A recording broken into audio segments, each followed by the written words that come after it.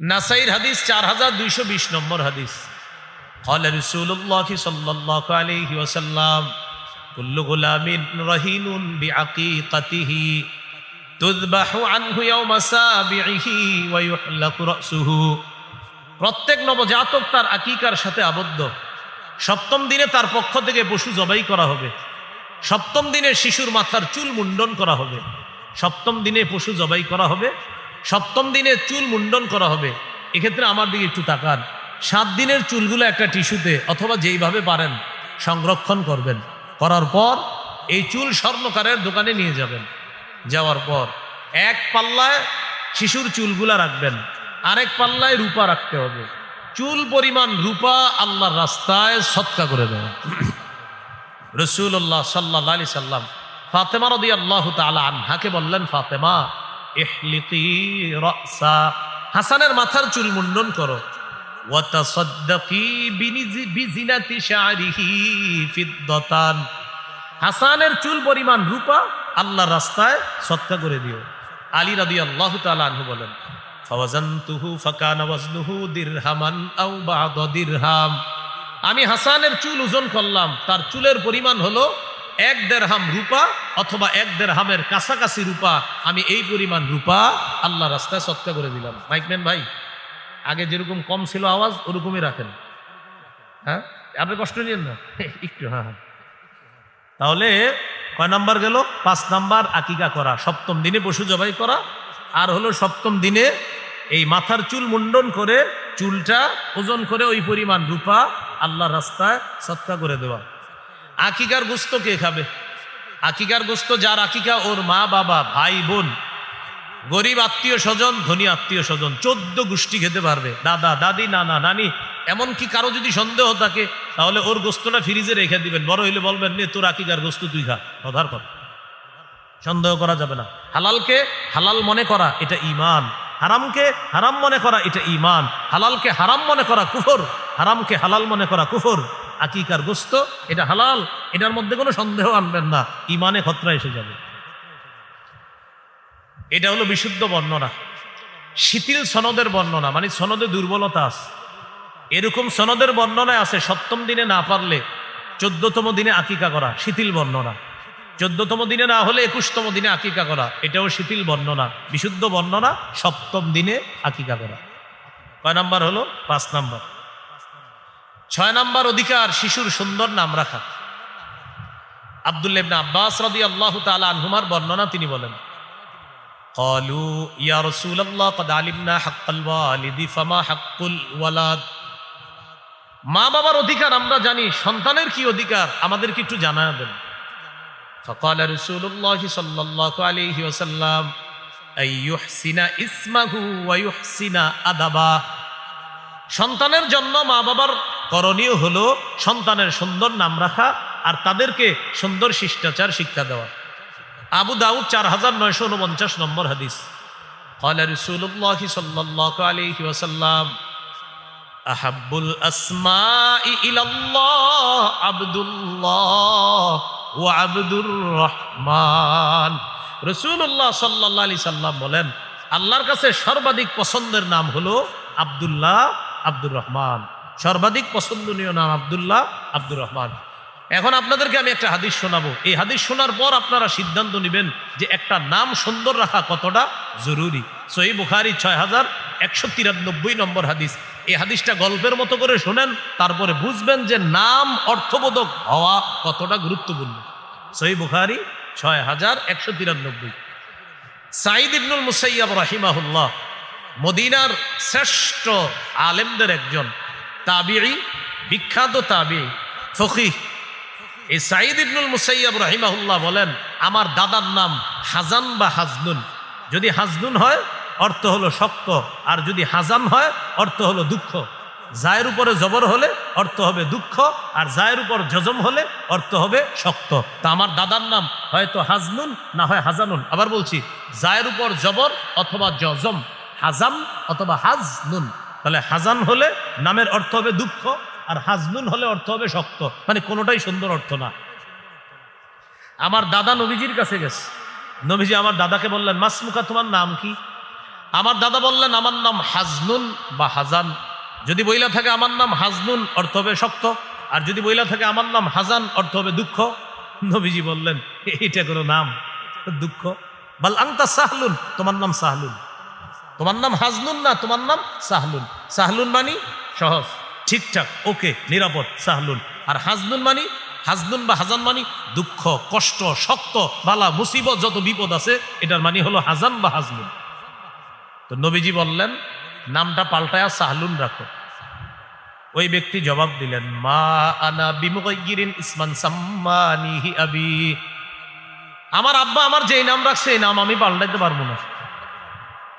বর্তমান যুগে অনেক মানুষ আছে যারা বেদাত করে শুধু এই কারণে যে আমার আব্বা করছে 20 বছর, আমার দাদাই করছে 50 বছর, বাস এই কারণে উনি করে। উনি কিন্তু বুঝে এটা বেদাত। কেন করে? আব্বাই তো 20 বছর করছে। মানে ওনারে আপনি বুঝাইতে পারবেন কোরআন সুন্নাহ দিয়ে যে ভাই এটা কিন্তু বেদাত, উনিও মানে বা আসলে বেদাত। তো করেন কেন? ওই যে আব্বাই 20 বছর করছে। আর আব্বাই করছে কেন? কই যে দাদাই করছে 50 বছর। তো আপনি কেন করেন? ঐতিহ্যটা ধরে রাখতেছে। কি ধরে রাখে? নবীজি বললেন নাম পাল্টাও, তা আব্বাই নাম রাখছে, পাল্টানো। সাঈদ ইবনুল মুসাইয়াব বলেন আমার দাদা নাম না পাল্টানোর কারণে আমাদের বংশে পরবর্তী প্রজন্ম থেকে প্রজন্ম শুধু দুঃখ কষ্ট লেগেই থাকতো দাদা নামটা না পাল্টানোর কারণে। দাদার নাম ছিল দুঃখ কষ্ট, আমাদের বংশে সব সময় দুঃখ কষ্ট লেগে থাকতো। এক নামের প্রভাব পরবর্তী প্রজন্ম ভোগ করছে। তাহলে বলেন অর্থবোধক নামের প্রয়োজন আছে না নাই? সবাই বর্তমানে আলেমদের কাছে আসে নাম জানার জন্য, কয় হুজুর একটা আনকমন নাম বলেন। কি নাম? যদি বলেন Abu Bakr, old. Abu Hurairah old, Ayesha old, কিছু আনকমন বলেন। এরকম সবাই আনকমন, মানে সাহাবি সাহাবিয়ার নাম বলতেছেন, ওনার আনকমন নাম দরকার। এমন এমন আনকমন নাম রাখে যেগুলোর অর্থ আপনি কোনো অভিধানেও খুঁজে পাবেন না, কারণ এরকম তো নামই নাই, আপনি অভিধানও পাবেন না। কত নাম্বার গেল? 6। সুন্দর নাম রাখা। 7 নাম্বার শিশু সন্তানকে উপনামে ডাকা, উপনামে ডাইকা মাঝে মাঝে ওরে খুশি করে দেওয়া। উপনাম কোনগুলা? আবু উমায়ের, আবু তহের, আবুল কাসেম, এই জাতীয় নামগুলারে বলা হয় উপনাম। আবু দাউদের 4969 নম্বর হাদিস।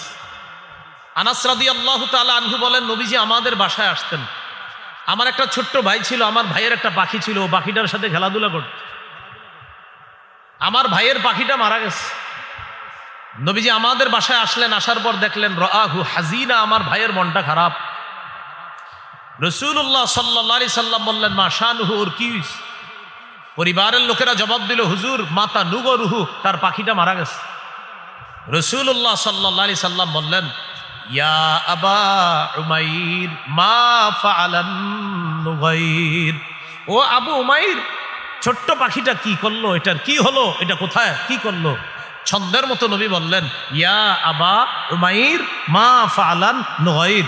এইভাবে তার নামের সাথে মিলিয়ে ওই পাখির নামটা বলার কারণে ওই বাচ্চাটার মন খুশি হয়ে গেছে, আল্লাহ নবী তারে খুশি করে দিয়েছে। দেখেন কিভাবে মিলছে। ইয়া আবা উমাইর, এটা হলো ওই শিশুর উপনাম। নবী বললেন ও আবু উমাইর। পরে বলতেছে মা ফাআলান নুগাইর, ছোট্ট পাখিটা কি করলো, এটা কোনো কাজ করলো, মারা গেল, তোমার সাথে খেলে না। ও হাসি দিয়ে দিচ্ছে, খুশি হয়ে গেল, ওর পাখি মারা গেছে। তো নবীজি তার এটা বইলা তার সাথে একটু রাসূল সাল্লাল্লাহু আলাইহি সাল্লাম মিজাহ করলেন। হাদিসে আসছে মিজাহ। মিজাহ মানে নবীজি সত্য রসিকতা করতেন। সত্য মানে নবীজির রসিকতায় কখনো কোনো মিথ্যা ছিল না। নবীজি বাস্তবিক অর্থেই মানুষকে মাঝে মাঝে হাসাইতেন সত্য কথা বলে। কত নাম্বার গেল? 7। অধিকার নাম্বার 8, এই শিশুরে হাঁটা শিখাইতে গিয়ে তার হাঁটুতে কষ্ট দেওয়া যাবে না। হাঁটা শিখে না তো, হাঁটা শিখাইতে গিয়ে মাশাআল্লাহ আপনি বারবার ও পাকায় পড়তেছে, বারবার যেন না পড়ে। ওরে হাঁটা শিখান নরম জায়গায়, মাটিতে হাঁটা শিখান। এখন তো সবার পাকার ঘর, পাকার ঘরে হাঁটা শিখাইতে গিয়ে ও বারবার হাঁটুতে আঘাত পাইতে পারে। আবু দাউদ 1109 নম্বর হাদিস। রাসূলুল্লাহ সাল্লাল্লাহু আলাইহি সাল্লাম খুতবা দিতেছে মসজিদের মধ্যে। খাতাবানা রাসূলুল্লাহ সাল্লাল্লাহু আলাইহি ওয়াসাল্লাম ফাআকবালাল হাসান ওয়াল হুসাইন রাদিয়াল্লাহু তাআলা আনহুমা। রাসূলুল্লাহ সাল্লাল্লাহু আলাইহি সাল্লাম খুতবা দিতেছে, ওই মুহূর্তে মসজিদে হাসান হুসাইন রাদিয়াল্লাহু আনহুমা প্রবেশ করছে, মানে নবীজির 2 নাতি। সাহাবায়ে কেরাম বলেন নবীজির এই 2 নাতিরে দেখে আমাদের কাছে মনে হলো কান্নাহুমা রাইহানা তায়া ফিল জান্নাহ, যেন জান্নাতের 2টি গোলাপ মসজিদে প্রবেশ করছে।